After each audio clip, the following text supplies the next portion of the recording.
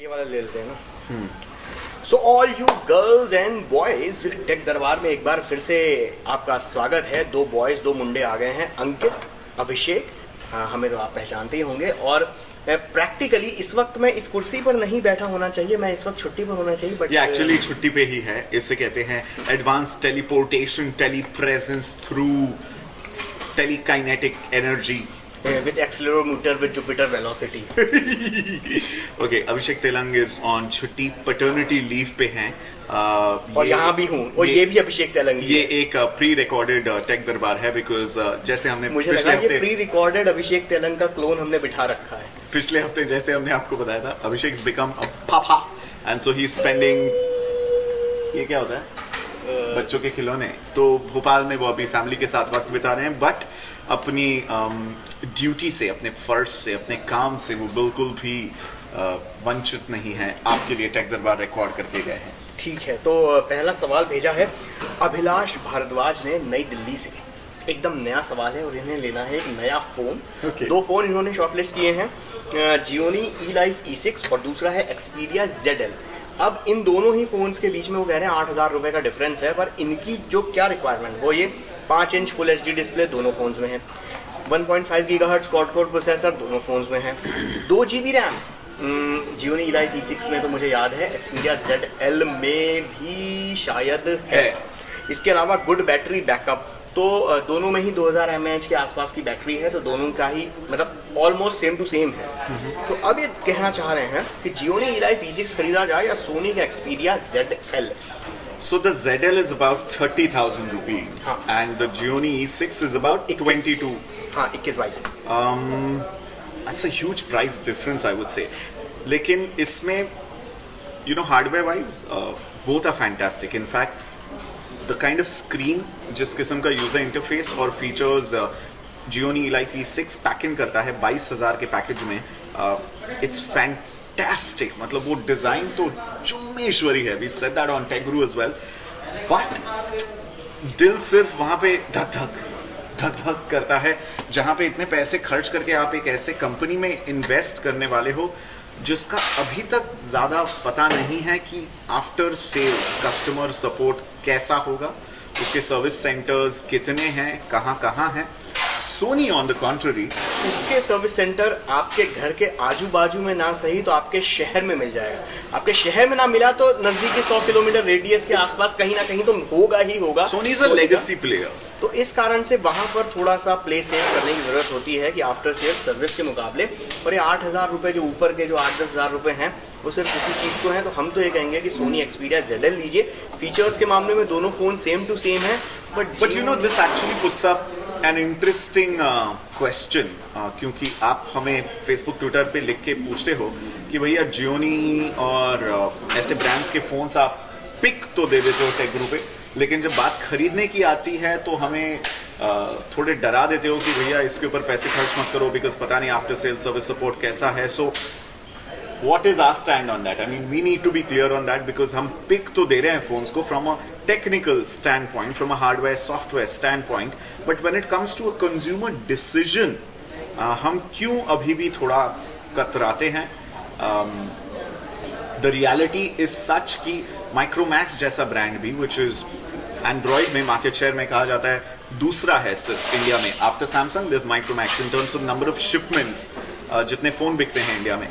Micromax इतने धड़ल्ले से बिकता है, करोड़ों कैनवस सीरीज के फोन्स बेच चुका है, लेकिन जब सर्विस की problem, my God, it's disastrous यार। बट उनके सर्विस, आफ्टर सेल सर्विस के बारे में हमने खुद माइक्रोमैक्स के जो को फाउंडर हैं उनसे डायरेक्टली सवाल पूछा था, मिस्टर राहुल शर्मा से, और उन्होंने हमें वादा भी किया था कि जल्द ही वो कुछ इस तरीके की चीज लाएंगे जिससे कि आपके घर से हो सकता है डिवाइस आप लेकर चले जाएं। बट वो अभी तक नहीं हो रहा है ना अभिषेक। मुंबई जैसे शहर में, Mumbai is a make or break market for anyone, right? Like it's a financial capital of the country. Mumbai जैसे जगह पे आपको कहाँ जाना पड़ता है सर्विस सेंटर ढूंढने के लिए, और जो मिलेगा वो भी ऐसे छोटे से कबूतर की घर की तरह सर्विस सेंटर होगा जहाँ पे पता नहीं, like you know the whole experience, trained technical staff जो आपसे ढंग से पेश आए, ढंग से बात करें, ढंग से आपकी बुकिंग या आपकी अपॉइंटमेंट या कंप्लेंट लिख लें, उसको एड्रेस करें, टाइमली नेचर में आपके जो स्पेयर पार्ट्स हैं फ़ोन के उसे रिपेयर करके दें या something, it's not the most professional experience, you know. और इस मामले में सिर्फ 2 या 3 कंपनियां ही ऐसी हैं, नाम गिनाना चाहूंगा। एक तो एप्पल, जिसका लेजेंडरी है customer care service. Dell of course, Dell computers के मामले में डेल है, और सैमसंग भी अब कैचअप करता जा रहा है। हालांकि एक जमाने पहले सैमसंग का आफ्टर सेल सर्विस बहुत खराब था, बट अब बहुत अच्छा हो गया है। इनफैक्ट सीएनबीसी आवाज पे जो शो है पहरेदार, जहाँ पर प्रियंका संभव और उनकी टीम नवेंदु शुक्ला, इतने ज़्यादा उनको कंप्लेंट्स आते रहते हैं।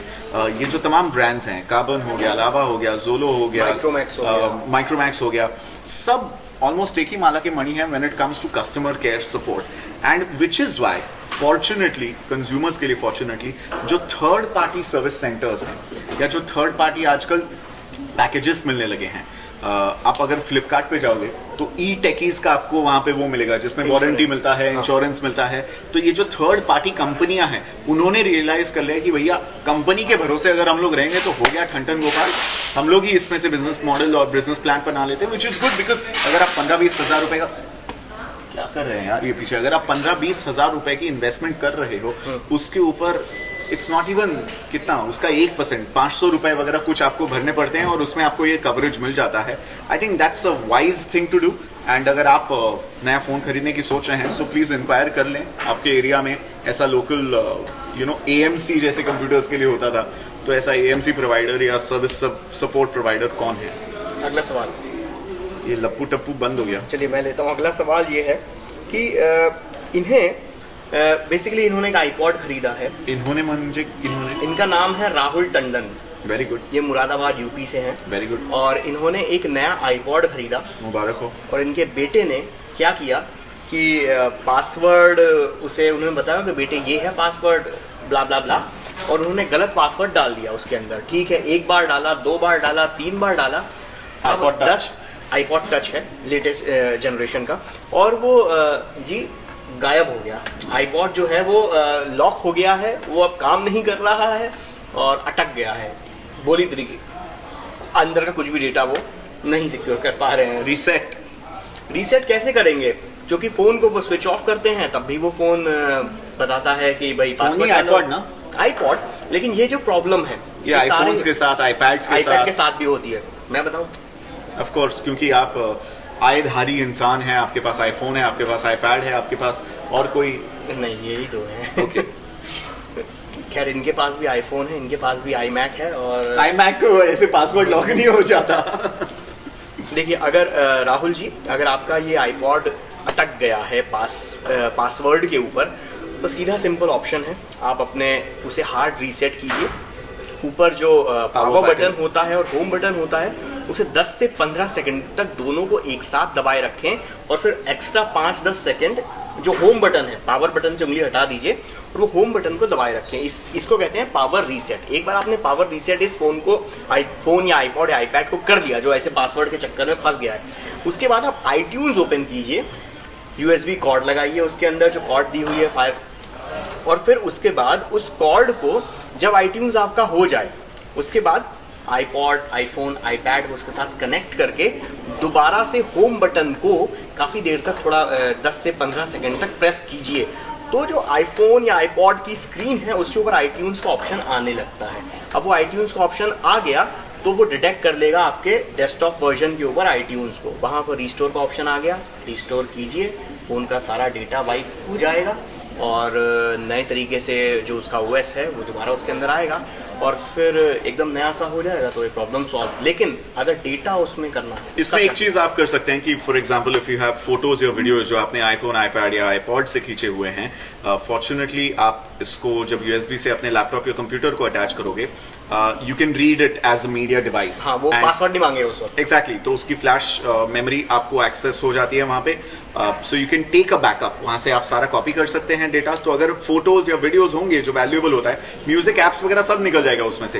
बट म्यूजिक एप्स आपके क्लाउड में सेव, क्लाउड अगर आपने iTunes या ऐप स्टोर से ऑफिशियली लेजिटिमेटली खरीदा होगा तो। But photos and videos there is a way to back it up. I mean simply drag and drop जो आप कॉपी कर सकते हैं, वैसे एटलीस्ट आपके फोटोज वीडियोज लूज आउट नहीं हो जाएंगे। That's one option. And another thing, when you are now setting up a brand new iPhone, iPad या आईफोन, iCloud को एक्टिवेट कर लीजिएगा। हाँ बिल्कुल, iCloud को अपनी Apple ID से ही कर सकते हैं। 5 GB फ्री मिलता है, उसके ऊपर का थोड़ा आपको खरीदना पड़ता है। फोटोज एक स्पेसिफिक रेजोल्यूशन में अनलिमिटेड स्टोरेज है, it's absolutely free.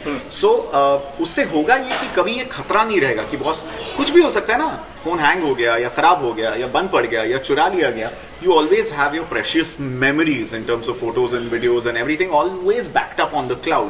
In fact, contacts वगैरह भी iCloud पे बैकअप कर लेता है। So next time you bring or buy a new iDevice, कुछ नहीं करना है, बस अपने Apple ID से साइन इन करना है, ऑटोमेटिकली सब डाउनलोड हो जाएगा and the brand new device will feel as good or as optimized like your old device because उसमें तमाम चीजें होंगी जो आप पुराने डिवाइस में यूज कर रहे थे।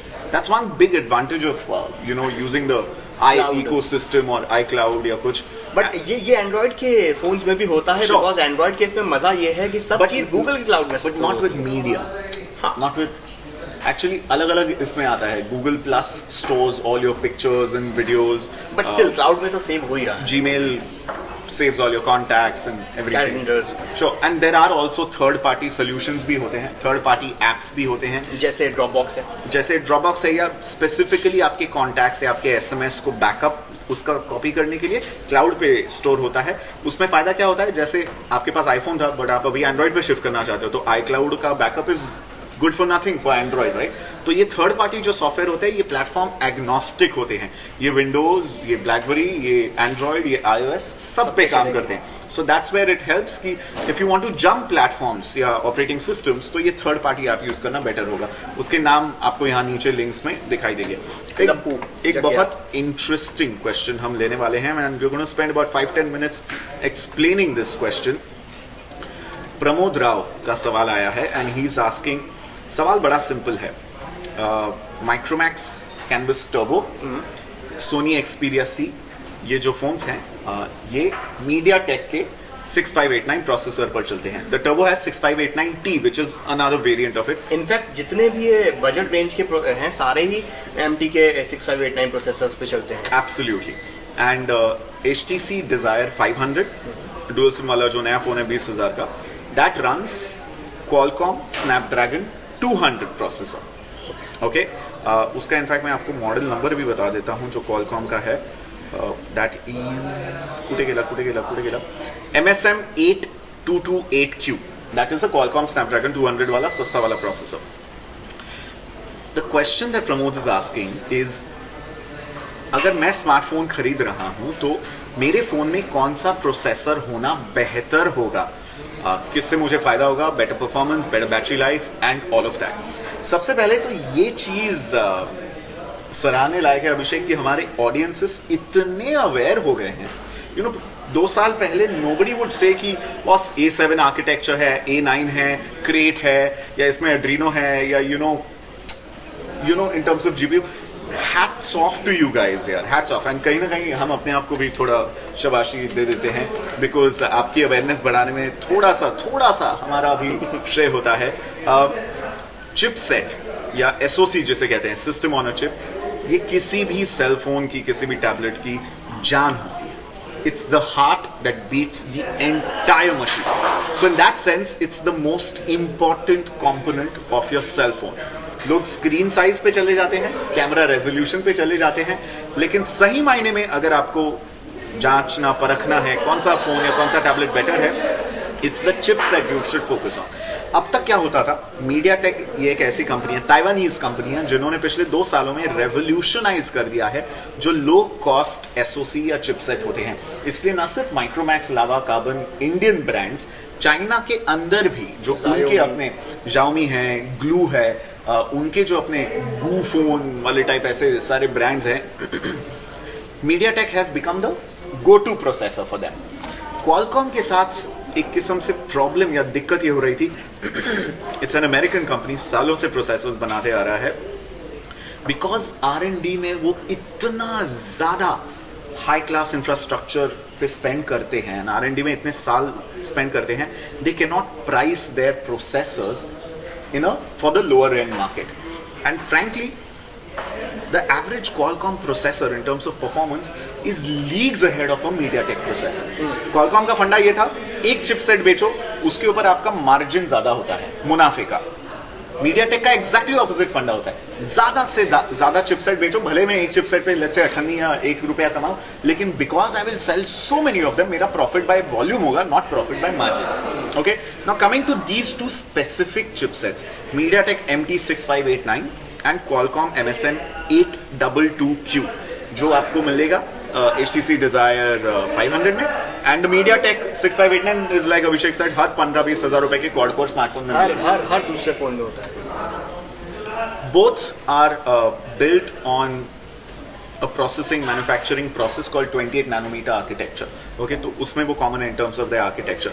बड़ा डिफरेंस, यहाँ पर आपको टेक्निकल इससे बोर नहीं करूंगा, big difference is in the GPU and the video and camera support.